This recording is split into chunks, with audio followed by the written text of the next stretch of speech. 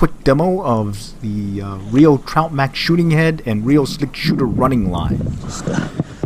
Again, what we were talking about with the Trout Max shooting head.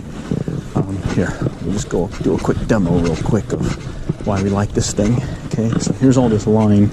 Go ahead and get this all moved about, stay in front of us, and then we'll bring it up to the shooting head. So that's that orange part right here.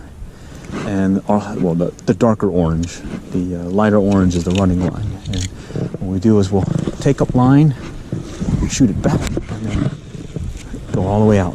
And all that line's gone. One cast, no false cast. So really nice having that. All right, so we'll slow the action down and get another view of the castability of this shooting head. This is a modified version of a Perry Poke spay cast, where we're putting the line in front of us, loading the rod, and shooting out the line. And what's cool is you can get the trout or the line where it belongs, where the fish are, and eventually get yourself a trout on the line. Alrighty, we got this guy in, and we also ended up limiting out this round. I believe it was a couple of weeks ago. Here we'll slow it down again. One more view in slow motion of the Trout Max.